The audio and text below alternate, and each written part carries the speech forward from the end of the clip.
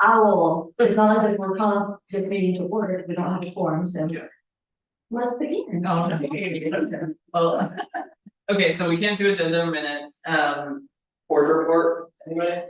Remember? I'll share a few notes. I attended, along with Steve, we went to the, Western North Carolina Ag Tech and Agribusiness Discovery event that was out at the WC Ag Center. That was on, I guess it was Friday.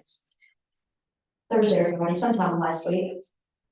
And that there was some good information there. I'm hopeful that they convened a bunch of folks and to start thinking about how can we continue to develop kind of that economic structure and outlook for ag within our area. Because we know we're doing wonderful conservation work here. And we also know that farmers need to have that economic viability as well. So looking at that, there was a specific, and since we'll be talking about PUV and taxes, I will note that they did say, they were talking about that ag land, there's been several studies that ag land is a net positive for the tax base in North Carolina. There we go. Yeah. And the specific program, one of the specific programs that was mentioned is that in our 2023 Appropriations Act from the General Assembly, they created a new program and funded it, at least for a few years anyway. New program called the North Carolina Agriculture Manufacturing and Processing Initiative. And this month, there's 10 million in it for this fiscal year and 10 million in it for the next fiscal year. And this will be the purpose of this initiative is to fund and promote the establishment of value-adding agriculture manufacturing and food processing facilities across the state to fill existing gaps in the processing of agricultural products and to create diverse and economically competitive array of high value added goods and products manufactured in North Carolina. So this is the exciting potential that we need to keep an eye on. They have it, and so it was Tim Ivey is the manager of agribusiness and economic development for our Department of Ag. He was the one who spoke on it, so he's the contact. And they're developing the program now, and it looks, their hope is to have it developed and applications ready to go by first quarter of 2024. So we want to keep an eye on that, but I think there's some good potential with that. And then, yeah, I'm hoping that this group's going to continue to get together. They also shared a report. Have y'all seen the report from Dogwood Health Trust? It was the ag report. So this convening came out of that research that was done, and Dogwood has that report up on their website. Okay. And if you can't find it, let me know, and I'll find the link for you. But that's it's an interesting report to read on ag. I think it was done by RTI out of Raleigh. I think they're the ones that pulled did the assessment and did the report. But just something for us to be aware of and keep our eyes on. We keep looking at our ag development in the area. Our ag economic development. And just thank you for the breakfast. It was wonderful, our ag breakfast. I know everybody enjoys being back together, and we'll just keep getting the word out and making sure more people know about it. And definitely thank you to Wayne and your family for hosting us. That was super nice. And I got the table by the fireplace.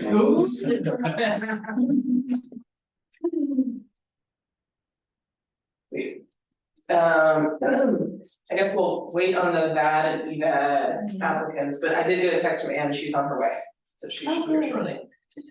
Okay, I will go through our farmland preservation report.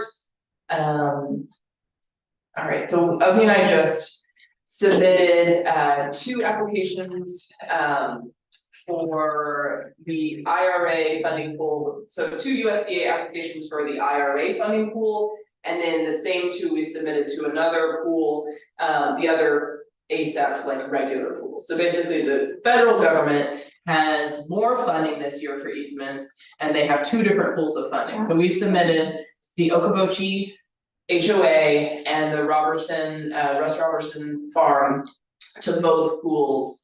So hopefully that doubles our chances of getting that funded. And so what are One is just the general pool that's they always fund, and then the other one is through the Inflation Reduction Act, the IRA. And so that is very exciting, and the USDA also has, they have tons of funding from the IRA, through, for all, their EQIP and conservation, programs as well, not just the easement program, so. Okay. So hopefully we get those, we'll see how we get, how, funding works this year with USDA. Last year we didn't get anything funded. But with this new influx of funding, the hope is that they'll be funding more easement applications. And that was unusual for us not to get one, wasn't it? We usually get one, yeah. And we didn't get it. And it was, they just had so many more applicants this year than in the past, like, they weren't even able to fund half of them. So, and we were sure that this one would get funded, it was the really high prime, so like Yeah. 95 or something Yeah. percent prime swells. And it ranked pretty well, so we're surprised to. And that was which one? Robertson, That was Robertson one, and so it didn't make it. it didn't get it this year, but yeah, so. They kept requesting more funding, and then they would just get a small amount of funding, and they'd request again, and they'd get small. So anyways, it didn't make the cut, Okay. but the folks at USD kept saying, resubmit this year, we think it'll get funded this year. Okay. Fingers crossed on that, so LCAD just voted on the Lake Eden Preserve easement as easement purchase. That's another bond request. So the LCAP just voted to approve their first bond request. And how much are they asking for? That's $250,000 for Lake Eden, because they had majority of the funding already secured with other grants. But I believe that's about a 400-acre easement or something. 300. The whole property is 500-ish, and then it's like a 300-acre easement offering. And because the only other funds that came from the county on that was just transaction costs. Yeah, and so that's already been approved, yeah. So that will be coming, soon, ish, for a commissioner request, but, we already mentioned, this was a success. General project updates. The Larson easement, we're getting really close to closing. We're starting the appraisal and finalizing the easement deed, same exact kind of status on the Wesley easement. So those two, hopefully we can close in the next couple months. The Garrett Cove and Teague property are both kind of on pause while we figure out the community farm boundary adjustment. Basically, I'm not boundary, sorry, boundary, what are they called? Dispute, thank you. So landowners still not budging on that. Southern App is, they're still trying to figure out how to come to an agreement. And we're at the place where we could potentially close on the easement. So we're talking with Michael Frew to determine the risk and liability of closing on the easement with a boundary dispute still up in the air.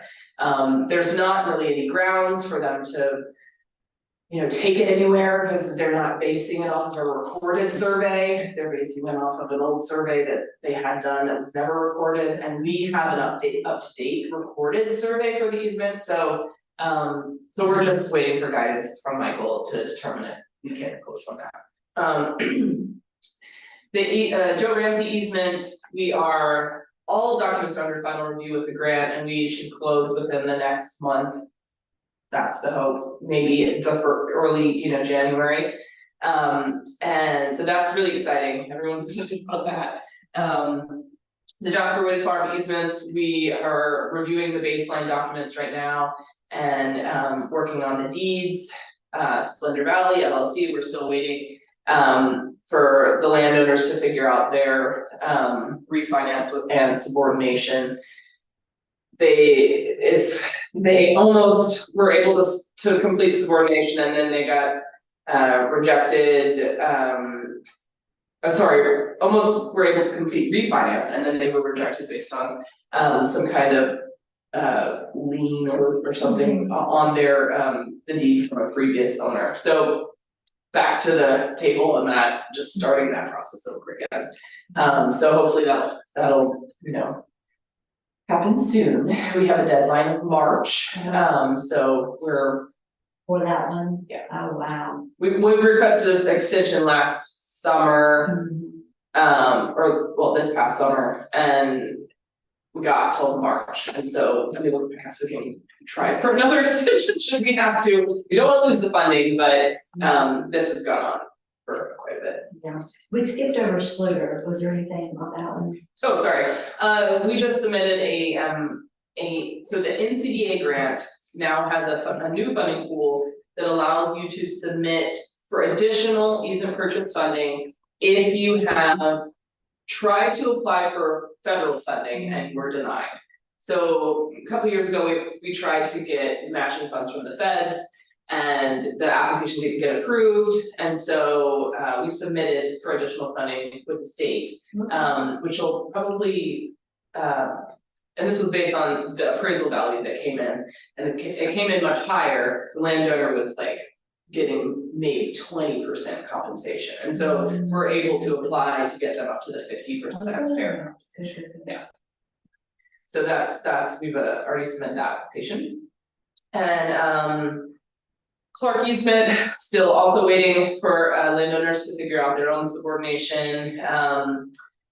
And Worthen and Krekel and Snowden are all in the survey phase right now. So that's a general project update, and then we have one piece to update and ask guidance on.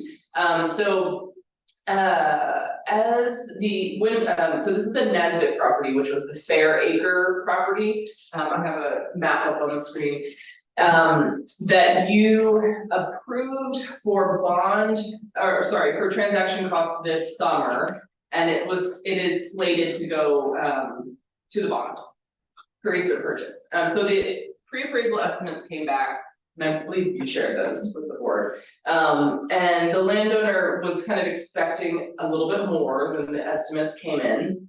And so anyways, part of her own landowner due diligence is she went and met with her financial advisor to talk about her own situation, and with the expectation that this would be an easement and be funded. And so her financial advisor recommended that she hold out some section of the property to allow her to have some like financial flexibility, because he said, "Why are you doing this? You're so young." So we don't, not what we're doing here. But anyways, so we talked with her through this a bit, and this is basically what she is proposing. She wants to include some acreage to allow her to have flexibility. And so I'll put together this map showing the updated offering. So what we want to hear from you is to see what your feelings are on the project now that there's some more excluded acreage. Do you want to still send it toward the bond, or do you want us to try to explore grant funding opportunities? You already brought this to the commissioners after we approved it. That was right. For the transaction. For the bond and for the bond. No, it hasn't come. You didn't do that. We haven't done that yet. We voted on it. Yes. Yeah, Correct.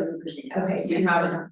we've approved transaction costs, but not bond easement purchase. Well, What part is being taken out? The we red, voted on it here. To send it to the bond, but we haven't gone to the commission Yeah, to do you the official request. you approved transaction costs and easement purchase with the board. Yes, and then as this board, we discussed where it was and we had a conversation with them and we agreed to proceed with the bond the way it was. So this would definitely be a change from what we already approved for. Exactly, That's why that's why we want to make sure you understand what they're proposing. So how it is right now, there would be there's three house sites included in the easement. This is the farmstead area. This is a future house site. These are two existing. She wants to exclude 10 acres on this side to allow her flexibility in the future if she were to sell, needing to have some, kind of a nest egg. This is her home here, it's already excluded, but there are existing structures in the easement property that belong to her home. And so her proposal is to exclude the areas where they have structures that are hers, so that that isn't in the main property. Which for monitoring and stewardship purposes, that's understandable. Then she has a neighbor that built a property, a house very close to the boundary. And she wants the flexibility to sell that section of the property. Does that say 2.6 acres? Yes. So these are the three kind of areas she wants to exclude. Okay, sorry. Oh, no, I think. Oh, that was me. Yeah. So it's essentially 14 acres? It's about 14, 15 acres, yeah, Uh, out of 155. So the easement area is still 140 acres. So still significant size. And, we do encourage our landowners to talk to their accountants and financial advisors, legal representation so that they're making the right decision for themselves, but it is different from the original conversation. And so, we have one available grant, spot. We only are submitting two state, funded applications, so we have the potential to submit for this. Again, we did it in the past and we didn't get it funded. We could submit for this from the state grant if the board wants to do that. And then should they get denied from the state grant, we could still seek bond funds. But we just wanted to see how you were feeling now that the offering has. Is she the one that her brother was in there with Yeah. her and basically they were in? Yeah, they own it. Okay. Which is part of the reason she wants to exclude the areas around We the did, house. we did the walkthrough on that. Okay, I thought so. All right. The 10 acres, what is that like? Is that prime soils or do It's you not have? prime. It has a logging road through it, so she could, if she wanted to, make house sites and sell them if she wanted. Well, that's where are you talking about the site? Yeah, But there, she already had those pulled out for house sites. yeah, she had two house sites and were they included, remind me. One, I think one was going to be excluded, one was included. And then the right of way would go through, or it would be that logging road out. Yeah. But now she's hoping to exclude that area. So one question is, you do this, it changes what the property's valued at for the conservation easement. So they're gonna have to go and redo the appraisal. When we can use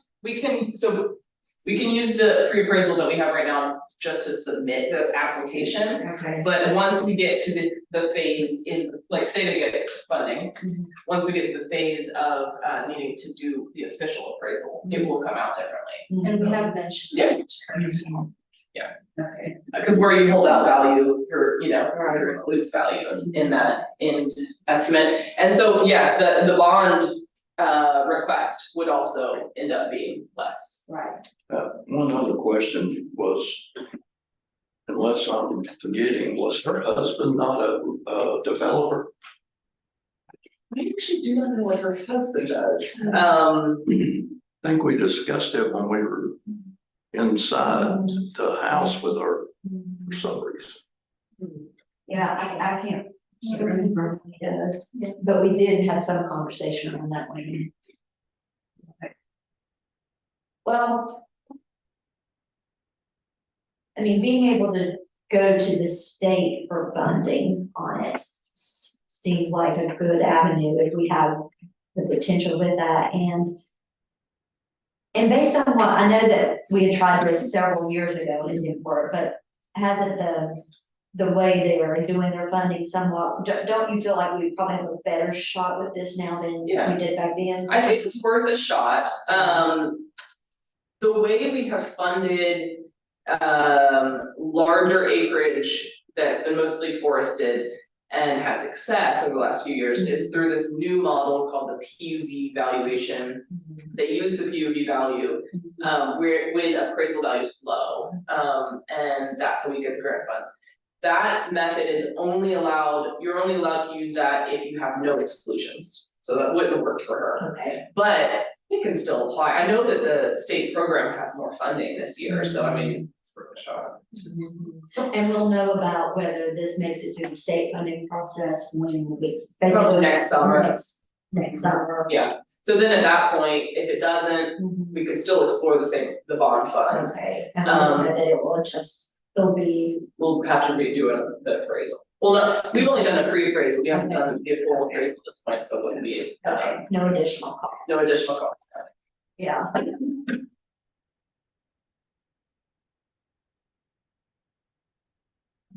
Where, basically, we're leaving out, if we did what the request, and we're leaving out an additional 14 acres. It's 14 acres, yeah, 10, 2, and then 2.5. It's actually more like 14 and a half, 14. Okay. And then what's it holding there in the center still, like what? This is the farmstead area in the hot pink, big pink is a future house site, and these are 2 existing house sites. So these are for what? For kids to? Yeah. potentially- So this is her brother's house right now, this is a historic house that's on the property that they hope to restore at some point. And then this would be like her nephew's house, which is her brother's son, she has no children. I thought that that's why they had pulled out this property over here was for those house sites. That was what- the original, that was her So original. now they're wanting to pull that property out and still add house sites.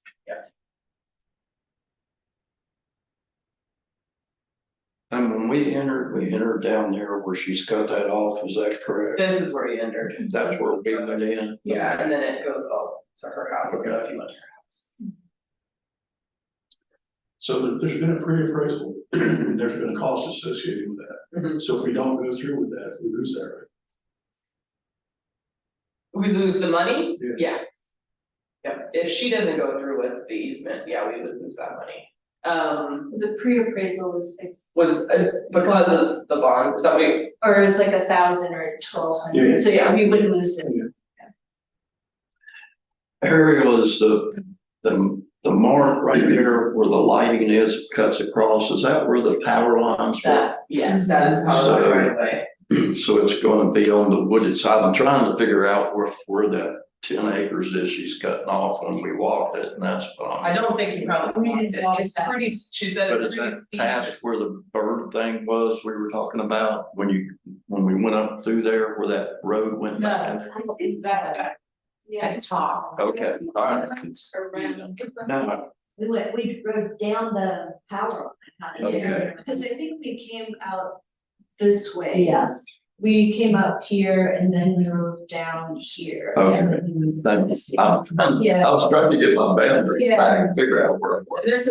This is the prime soils area really, Okay, so it's not taking okay, that percentage down, so. all right, I feel better about it now, okay.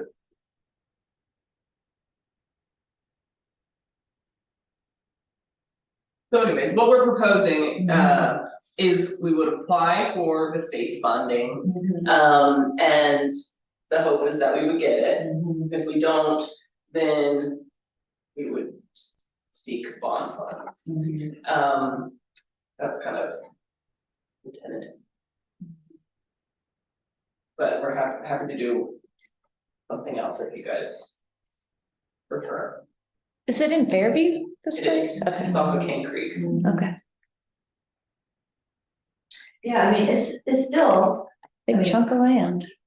I'm not pleased that they're changing, right, like, we make that pretty clear up front. If they really, Yeah. I mean, that's why we have those conversations and meetings and everything. Yeah. With that.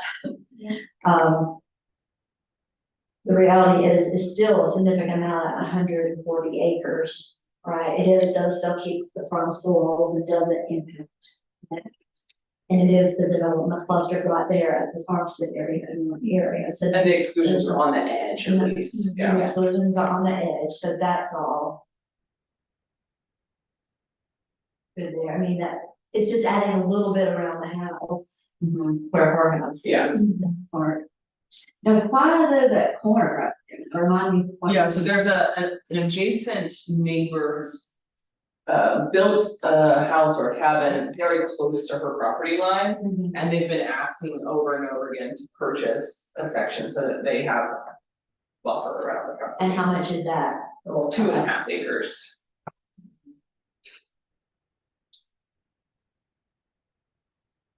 I mean, that's kind of done for the. Now, for the neighbors to buy it, if it's gonna be buffered by That's what I conservation, said. isn't it? But she wants to have the financial flexibility to be able to sell it. But I said the same thing, I was like, I just wanna be buffered in Yeah. perpetuity. Yeah. I have one more question. Yeah. What's beyond those 10 acres if you're going down that way landwise? Is that developed or is that? I don't think so, I think it looks. There is development further up that's not shown on this area, right? It's like in this area. Yeah, I think there's, this has been developed, there's a couple houses here. I think when So we I'm were not- driving up, we saw a couple of the white houses. Yeah. So that potentially, I'm not quite sure exactly what the adjacent to the 10 acres looks like, but it might be slated for more housing.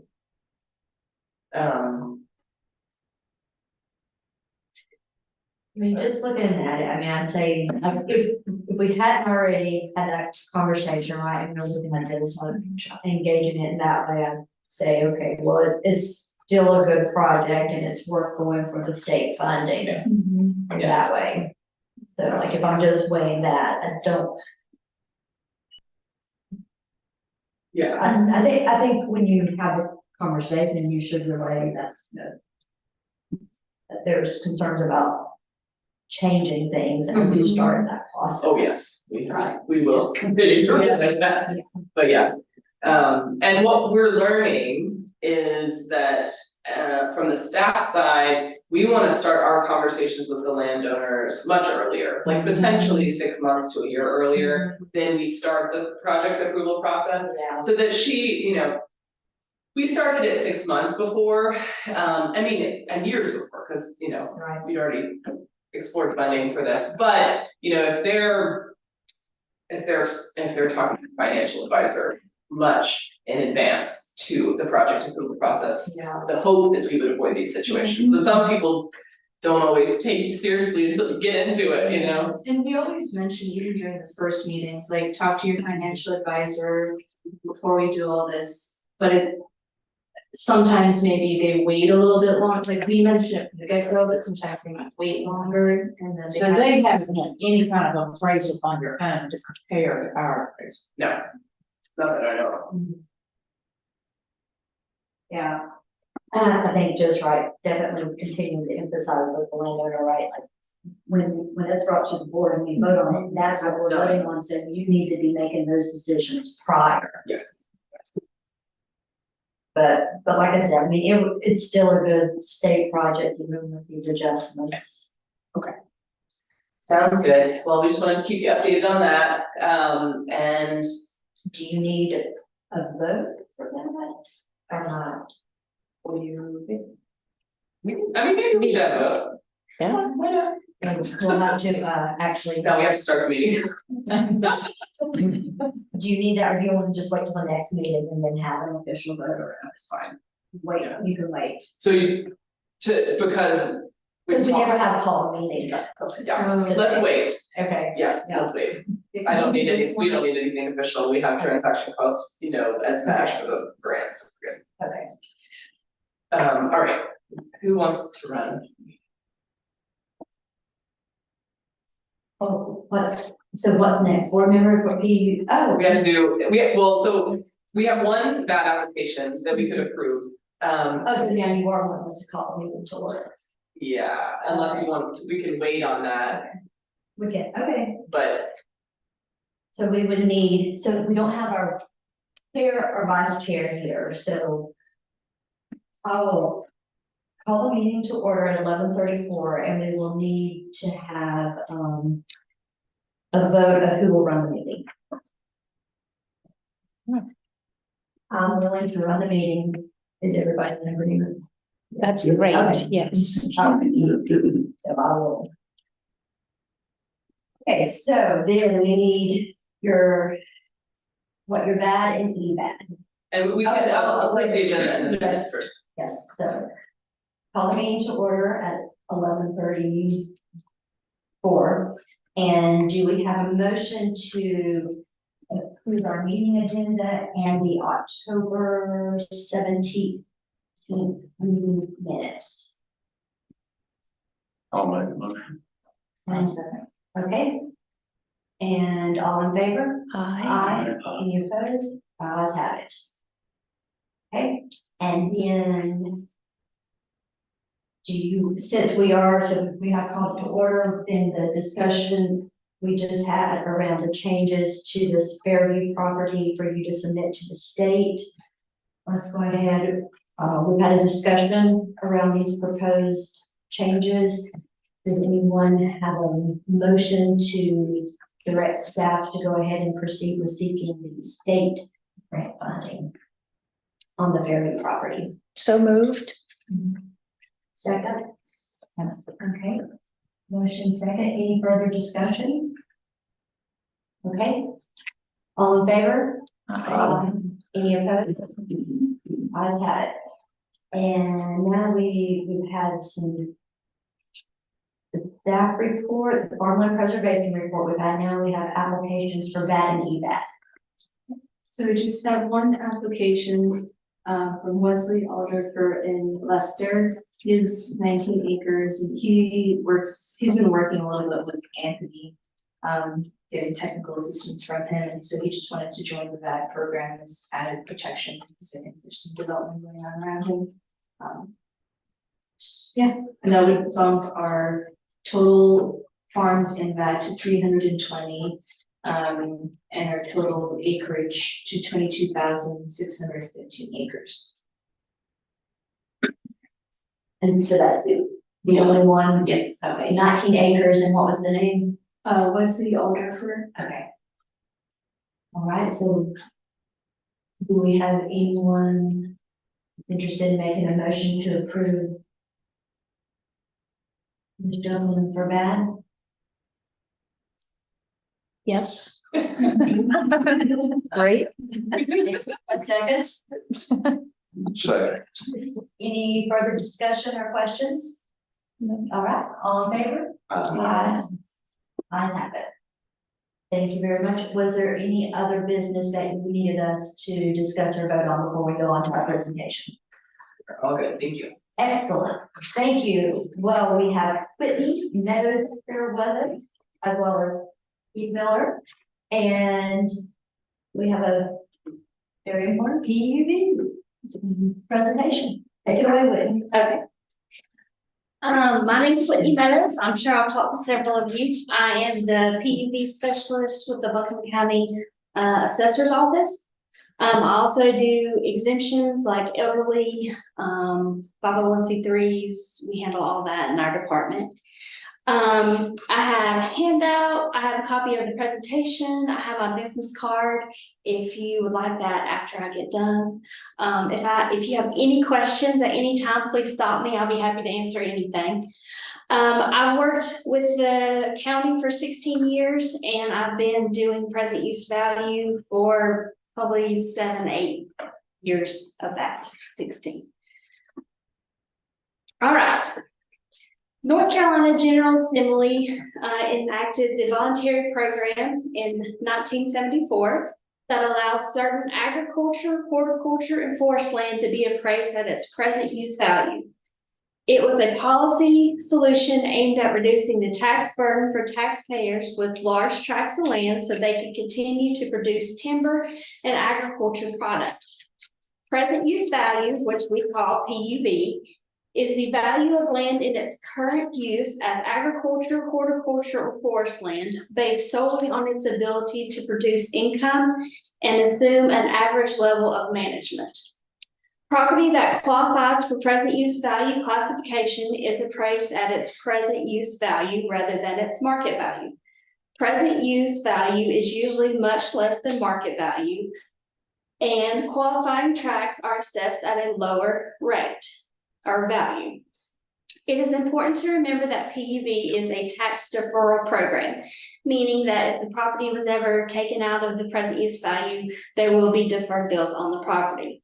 The DOR is who sets the value or the rate for present use value, so we get our values and rates from the DOR for present use. The application process, that's an example of like a state application. We do have an in-house application that we use, but the state application would work well. If a property is not currently in the present use value program, the initial application period is January 1st through January 31st. That is our listing period. If we don't get that application in with that certain amount of time, there is a statute that will allow us to accept a late application with good cause. If it is a late application, it then goes to a Board of Equalization and Review, and the board has to approve that application. It's out of our hands at that point. Applications for continued qualification. So this would be if a property transfers, or if a name change, like it goes from an individual to a LLC or an individual to a trust, we would then need a new application on file with our office. So you have 60 days from the date of transfer or name change to get that application to us. I try really hard to send out those applications, so you don't have to worry about the 60 days, but however, you know, sometimes it may be missed or I don't know about it. So be sure whenever that happens to get a new application to us within 60 days. If you have a question about the transfer ownership, call me.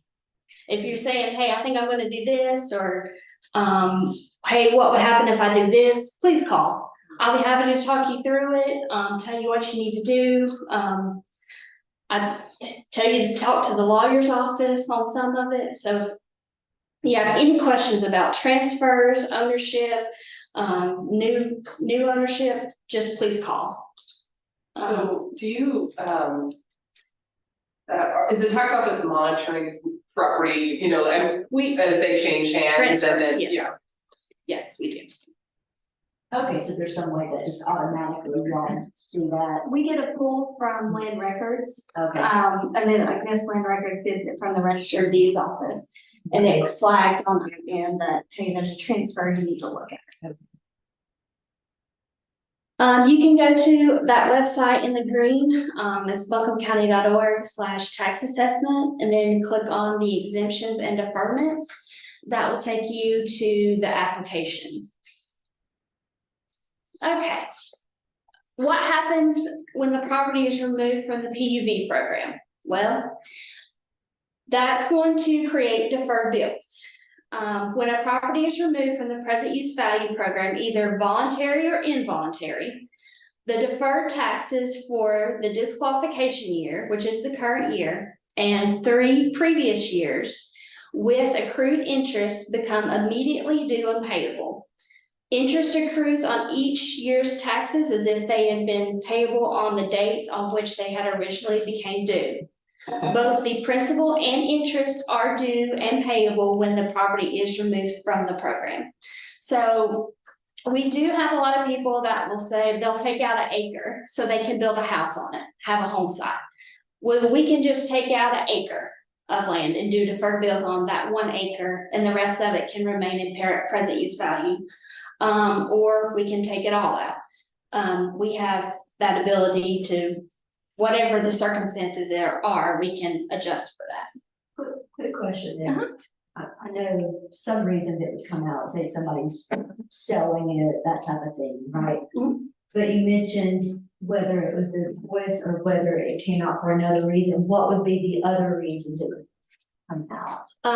Okay, so poor management, which that would be, we'll get into that, but with ag, you've got to provide receipts, for 30 years showing an average of $1,000 each year.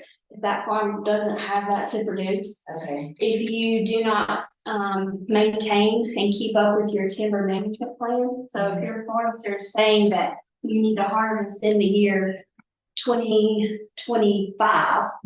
Well, it's 2027 now and you haven't harvested, and I don't have an update explaining why that harvest hasn't taken place. That's just some examples. If you sell property and you get below the acreage that you're supposed to have, we're gonna have to take it out. Okay. That's just a few examples. Sometimes a property can transfer hands into like an LLC, and that LLCs, may not qualify for present use value. That's another example. Would that be based off of income of the individuals in the LLC, or like, why would that? The LLC, would not qualify because, the state statutes require an LLC's main principle of business to be for the commercial production of agriculture or the commercial production of timber. Okay. If that LLC's main principle of business is real estate, land development, that's not going to qualify for PUD.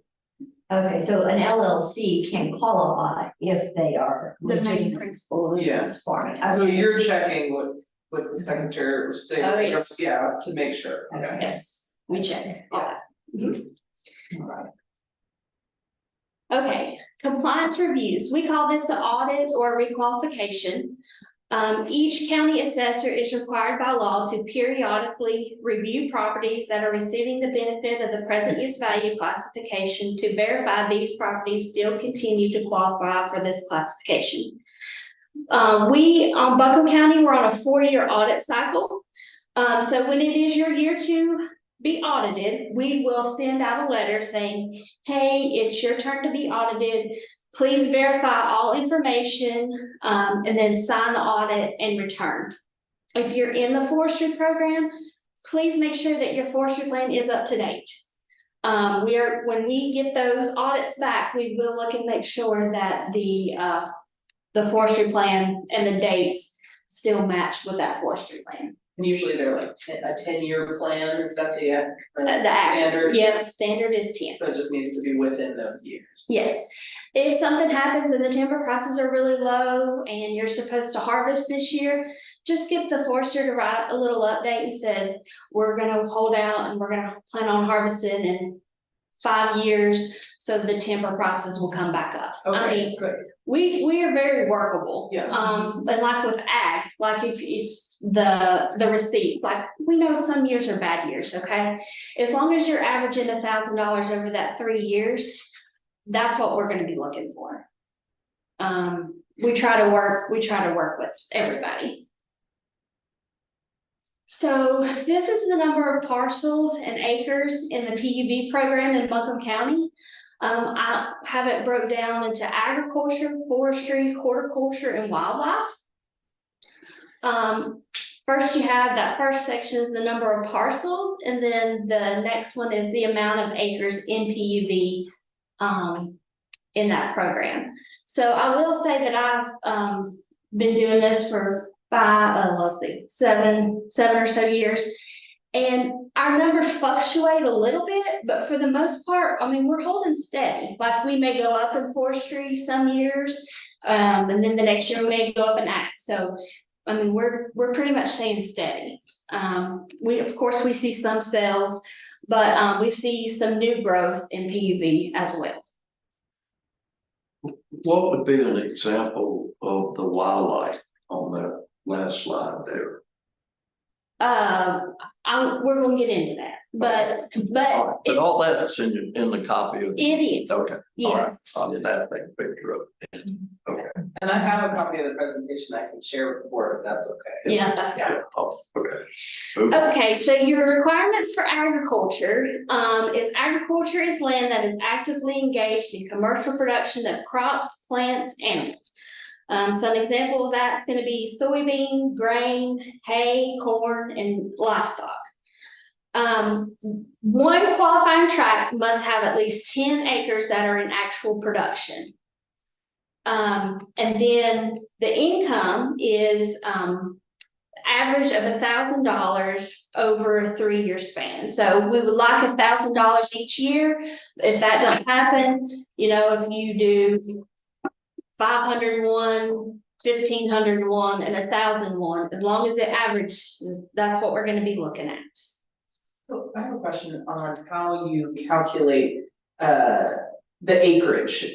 So like, it has to be 10 acres in production. Obviously, you would be cutting out, you know, the house sites and the barns and all that kind of stuff, but like, Barns can say, barns can stay, okay. What about like, I don't know, there's like a row of trees between fields, like is that, you're counting that, or does it have to be actually like the field? if it's just a row of trees that separate Yeah. nothing, we'll count. But what do you not count, I guess?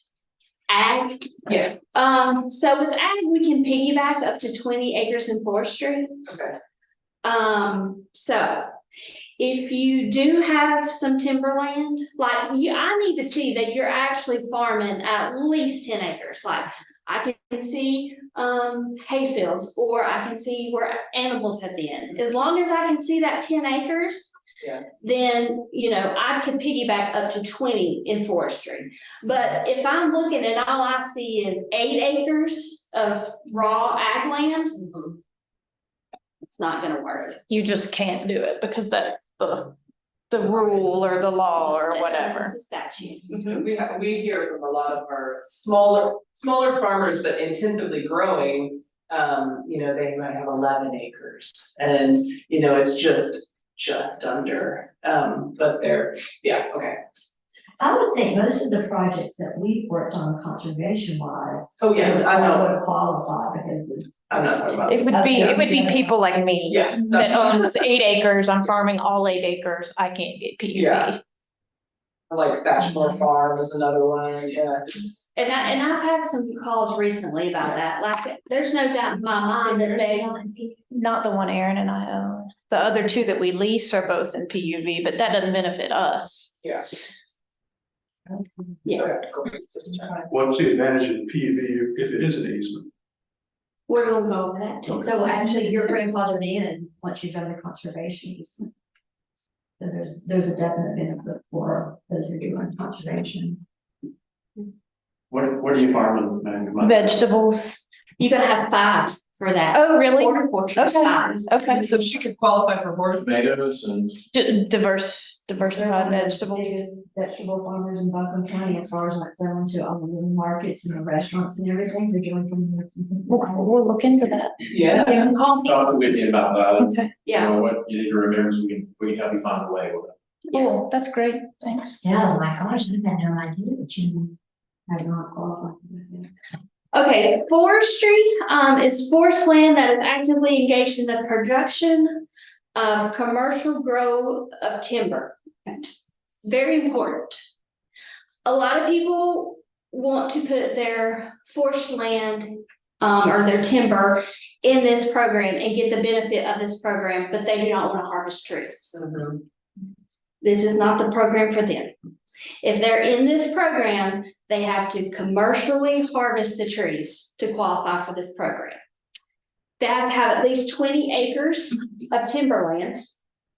And they have to have a forestry management plan.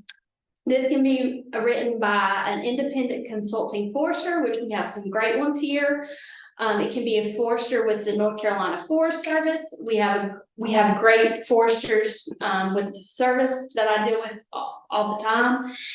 And a property owner can write their own plan. However, if the owner prepares their own plan, they must have the appropriate forestry management and analysis skills to properly prepare a plan that's going to be comparable to what a qualified forester would do. So. Yeah, I didn't know that was allowed. Yes. Horticulture. Horticulture is land that is actively engaged in the commercial production of fruits, vegetables, nursery products, floral products. Some examples would be apples, peaches, strawberries, pecans, sod, shrubs, greenhouses. There is for Christmas trees as well, but Christmas trees are a little different. So if you want information on that, we can talk later. I've got a brochure about the trees, but Christmas trees are a little different. One tract of land must consist of at least 5 acres in actual production of horticulture products. And then, this is gonna be the same as that. They've got to, sell at least $1,000 a year average, for 3 years, to qualify for that. So the real difference, I think a lot of folks that are small vegetable growers are thinking agriculture. Yeah, And then they see horticulture and they're like greenhouse, nursery products, so. yeah, but this is we good to can- know. We can send our small vegetable growers as long as they have They have 5 acres. In production, For. Okay, Yes. that's great. yes. Yeah, Okay. and if you can think of other people in that Yeah. situation. Yeah. I definitely I can. didn't realize that. Yeah, Just be sure, like, just know that the application period is gonna be January 1st to January 31st. We cannot stress that enough. okay. Okay, wildlife conservation easement. Okay, the wildlife conservation property is designated by the North Carolina Wildlife Resources Commission. They're the ones that get the ball rolling for that. We do administer it at our level, but they write the plan, they come out and walk your land with you. They determine what's deemed endangered on there. But with that, you have to have 20 acres, and then you cannot have no more than 100 acres. Well, there's a couple of those on Sandy Marsh actually. At least one, maybe two. So some examples would be, I know we have bats, we have several for bats, timber rattlers are a big one, That was one in Sandy Yeah. Marsh. and rock outcroppings. And rock outcroppings, but I mean, that's where the timber rattler stays, so. So the North Carolina Wildlife Resources Commission or North Carolina Wildlife guys, they're gonna come out, walk your land, and then they're gonna write your plan based on that. We do have a small in-house application you'll need to fill out, so it'll be that along with that plan from the wildlife people. So the wildlife guys are gonna come walk your thing, they're gonna do your management plan, and then they're gonna give us a map of what all areas are in the wildlife conservation easement. Question, because this is what is confusing people, this is being called a conservation easement here, it's not a conservation easement, and I have people telling me that they've done conservation easements, but they're just doing PUV, and I'm like, no, you haven't done conservation, PUV is different, so do you know why they're calling it this? That's what the state. They are confusing them up for people. Yeah, that's so confusing. And I mean, I get people arguing with me up and down that they've done a conservation easement because they've done it. And so when they apply, it's gonna have the wildlife triangle on Yeah. it, and it says wildlife conservation easement on that paperwork. Because it's not permanent. No, I mean, no, this. Somebody could get out of that program and, yeah. Just like. Like a timber plan. Yeah. It is, but that's what they're calling it. Figure it out. That's what it's. Yeah, bring it up in that committee. That's a conflict of interest. Okay, conservation easement background. The present use value program has historically been a program that's provided preferential tax treatment for landowners that was actively engaged in the production of agriculture, horticulture, or forestry products. Sound management required that the property be under a program of production designed to obtain the greatest net return from the land consistent with conservation and long-term improvement. The reference to conservation is to ensure the wise use of the land while in production. Okay, conservation easements come in a variety of forms, y'all already know this, but some of them, okay, and restrict the property rights based on particular desires of the person granting the easement. Some easements, therefore, are more restrictive than others. Some prevent development but allow all levels of farming and forestry. Others will not even allow farming or the cutting of timber. However, if those easements restrict farming or forestry to the point that the land cannot be managed for the commercial production and the land will no longer qualify for PUV unless the land meets the requirements under special provision for certain qualifying easements. So pretty much, this is the good rule of thumb. If your property is in PUV, before you put that conservation easement on it, and it's in good standing with our office, you're gonna continue to receive the present use value. If you put the conservation easement on the property before you try to get PUV, it's not gonna work. And I've told You that. have to remember, yes, They know. the property needs to be in PUV, in good standing with our office before the conservation easement is put on it. So to continue getting the PUV deferment break. But with the conservation easement, you get the tax break anyway, right? So that's what I'm trying to understand. Yeah. No, you get the tax break because you were in PUV before we closed the easement. That's how you get the tax break. So if we tell this to some folks that say they're not in PUV yet and they're in the process of getting it in, we're like, well, we're not gonna close until you know, get in to that. That was what we were doing, right, because we were in Yeah. PUV and we were having to show that we were making $1,000 off the cattle. And then when we. Now you don't have to. Yeah.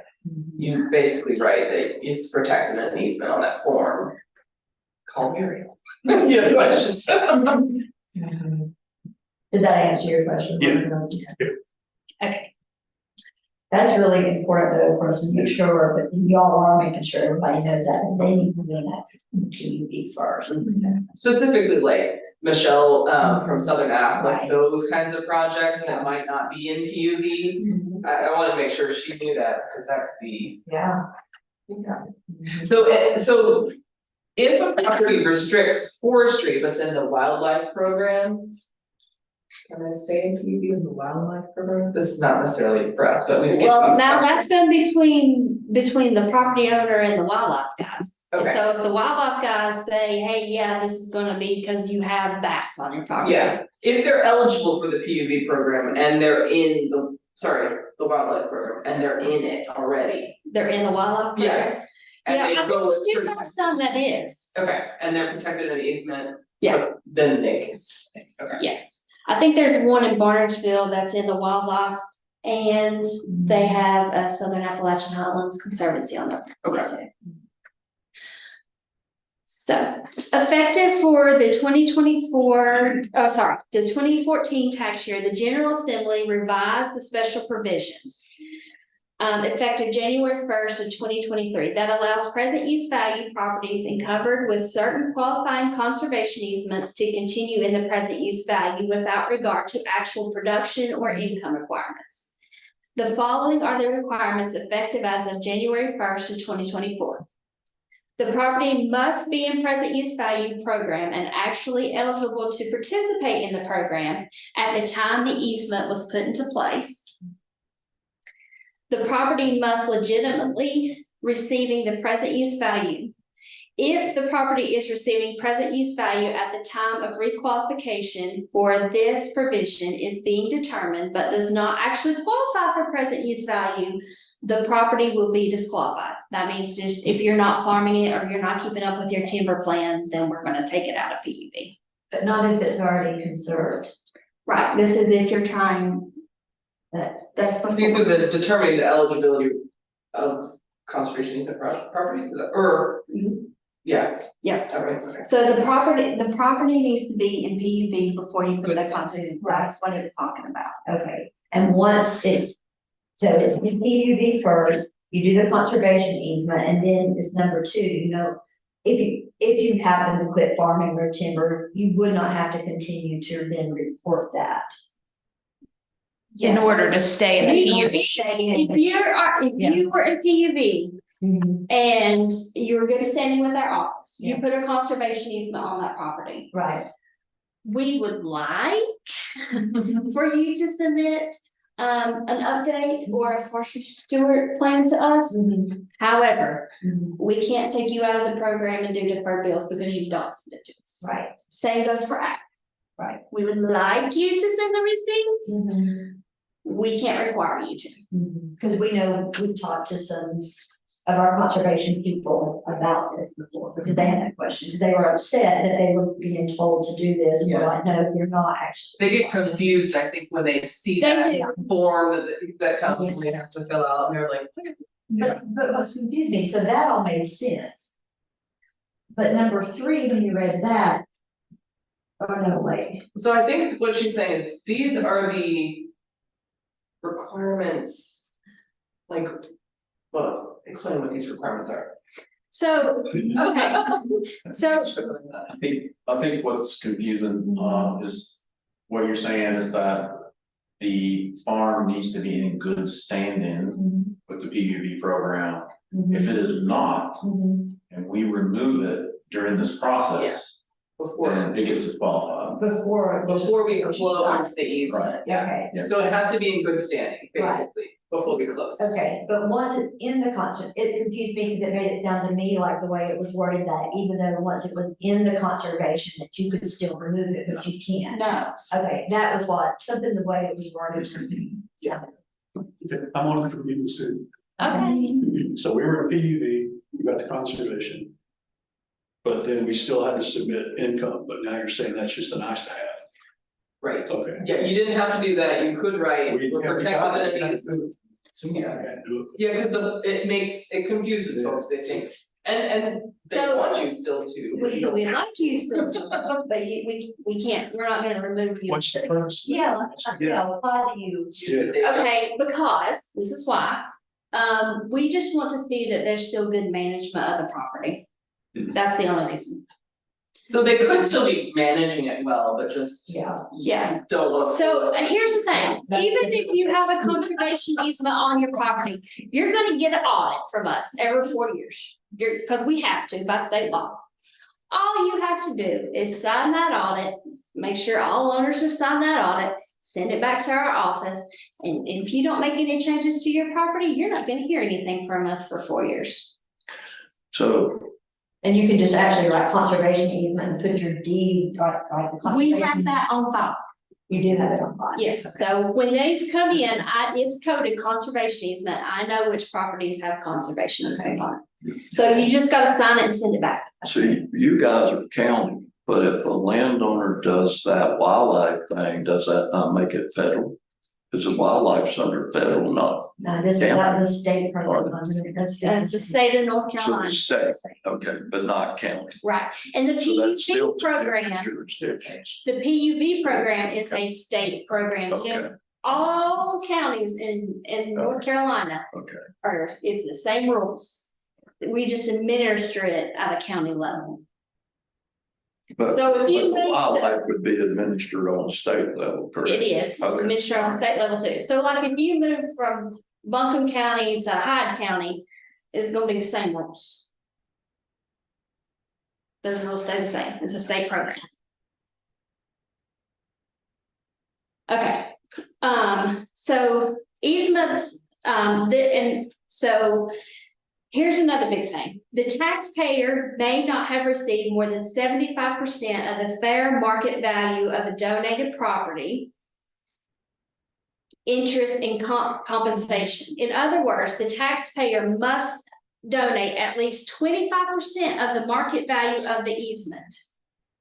If they donate 25% of that market value of the easement and they don't farm anymore and they don't do timber anymore, as long as they've donated that, they can stay in PUV, okay? Here's the thing, if you get 100% compensation for it, we're gonna go over some examples, and I have more examples at the office if you would like more, but it's a huge book. Yeah, so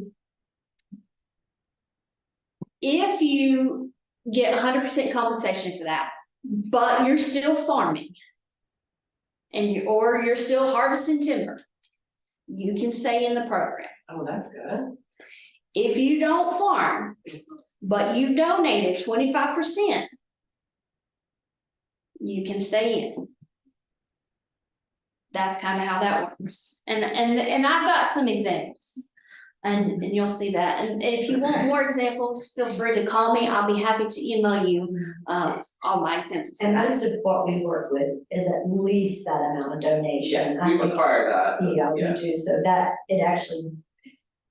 It helps, It helps it's them. reinforcing, but keeping the Southern Appalachian does more. Does some others, so there may be some, the projects here in Buncombe County that received more, you got 75%, and then they would not be able to continue to qualify for PUV unless they always send you the information. You got it. So what if, so nonprofits are not eligible for PUV? No. Is that right? Yeah. But what if a nonprofit has an easement on the property? like a conservation. Yeah, So that happens, I mean, Southern Appalachian, they're Yeah. a 501c3, they have conservation easements and they. we're working with them on.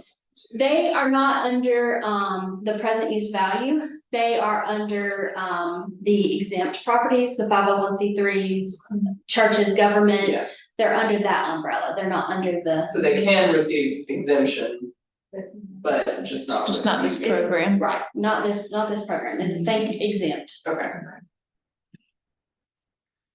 Okay, here's an example. A property on which an easement was at least 25% donated in 1998 can qualify for this provision in 2014 as long as the qualifying conservation easement meets the requirements of the Conservation Grant Fund. And that's just what we just went over is the Conservation Grant Fund. The property is legitimately in PUV at the time in 2014 that the determination is being made. If the 1998 easement prohibited commercial ag, horticulture, or forestry, or if the property was taken out of production, then the property cannot qualify for in 2014 for this provision because it should have already been disqualified in our office for not farming. Okay, this is just easements that took place before 2014. Okay. So, an owner has a qualifying tract in agriculture PUV. The owner received 100% compensation for a conservation easement placed on the entire property. The easement prohibits all development, but allows all forms of commercial agriculture. The property will continue to qualify for PUV if the owner continues to farm the property. Since the owner received 100% compensation for the easement, the owner will have to continue farming the property in order to remain in PUV. The owner is not eligible for the additional provisions for the certain conservation easement property because the owner did not donate at least 25% of the fair market value of the easement. What are the additional provisions? That is, okay, so the additional provisions would be not having to provide those receipts Okay. and stuff like that. Gotcha, So gotcha. that's where all that comes up to. Okay, an owner has a qualifying tract in the agriculture PUV. The owner received 100%. 100% compensation for the conservation easement placed on the entire property. The easement prohibits all development and all forms of commercial agriculture. The property will be disqualified from PUV. The owner cannot continue to farm the property and therefore cannot qualify under the standard commercial production criteria. Additionally, the owner is not eligible for additional provisions for certain conservation easement property because the owner did not donate at least 25% of the fair market value of the easement. So how do you find out how much they were compensated? Out of curiosity. We ask. Okay, That's funny, I just thought it was public knowledge, probably. I mean, you have to do some digging to find We- out, yeah. We ask the property owner, if the property owner don't give us the information, then we ask whoever put the conservation on it. Got it. Sometimes You don't, yeah, we require the paperwork. Yeah. So if none of them want to tell us, then, I mean, we have no choice but to remove it. Right, of And course. they can appeal it, and if they appeal it, then at that time, we'll eventually see the the numbers, the Well, numbers. any of the projects we do They're through all Buncombe inside. County, then you. they're 50 to No. 75, yeah. In Southern Appalachian, that we don't. Okay. Do you verify what they tell you? Yes, we try to. Okay, so they may tell you something, but you still do, babe, okay, good job. hate to say that, but yes, we do. Okay.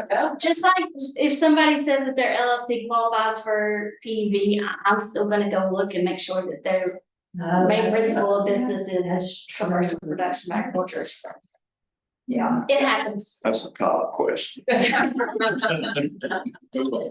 do, you have to see it.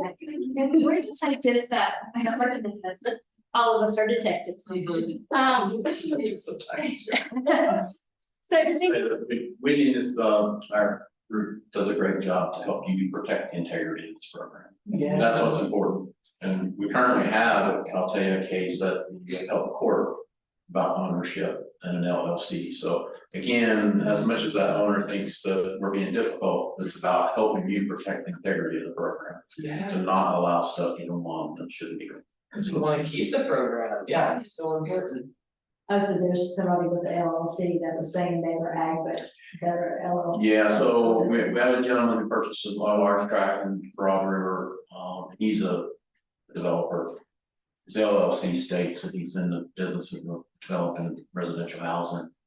And we also give them the opportunity to go back and change their LLC. Right. Okay, if you wanna go back and change it, then we'll approve you for the program.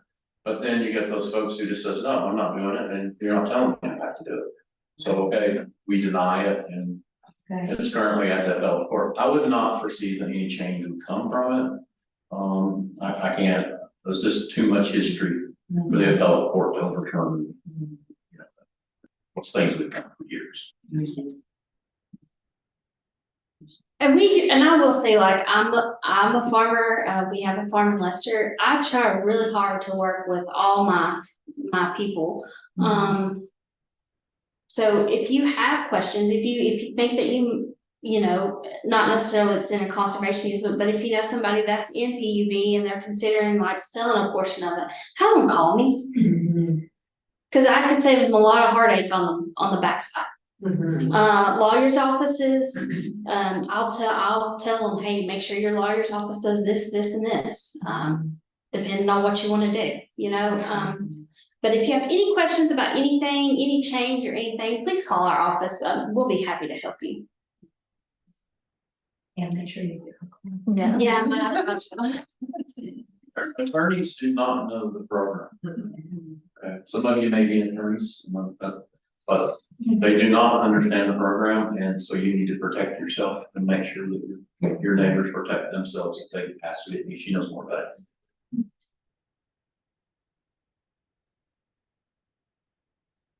Anybody have any questions? Thank you, this Yeah. very useful, and it's just like, You need to. how many more farmers out there, right, are going, we have all these fruits and vegetables and. Like, we need her at an ag breakfast. I'll come. Yeah, maybe next year. Because we definitely need that word, because I hate that, because that adds up. I think we do, they have to be certain types of vegetables, right? Fruits and vegetables and horticulture program, there's a list. Isn't there a list that you guys have that you go by? Yeah. Yeah, because we've been working with this deal for a few years in which some of our small organic farmers wanted to be in the program. At 5 and even less 5, so those are more difficult. You can't really qualify those. If you're under 5. So even if you're between the 5 and 10, there's, I think, there's certain products that you have to be growing in order to qualify. Who's playing those? Yeah. So, Every 3 years anyway. She'll help. You're playing so much stuff. Does it matter if you change? In other words, say as an example, say you're cutting hay in a pasture. 2 or 3 years later, you grow a crop in that pasture. Still making money off of either one of them. Does it matter if it's vegetables or hay or? Not in that situation. Okay, We've asked that you let us know, so we're aware of it, but not in that situation. Now, where we come into a hard time is going from timber to ag. Or vice versa. Ag to forestry, Fine. easy. Okay. It's the timber to ag.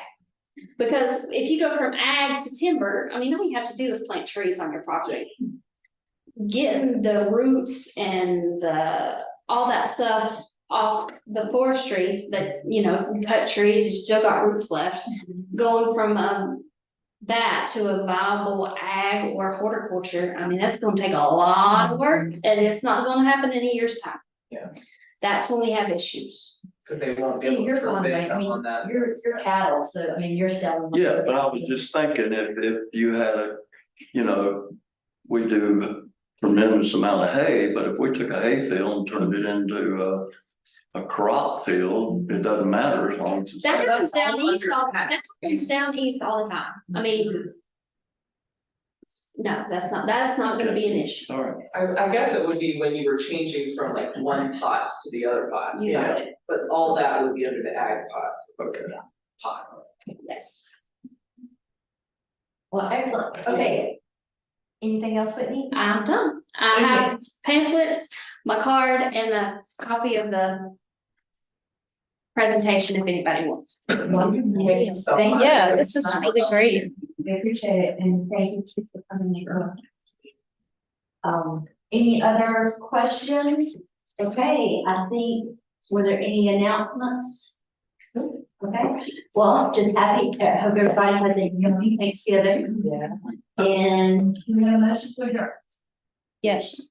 Second? All in favor? Bye. Okay, excellent, thank you.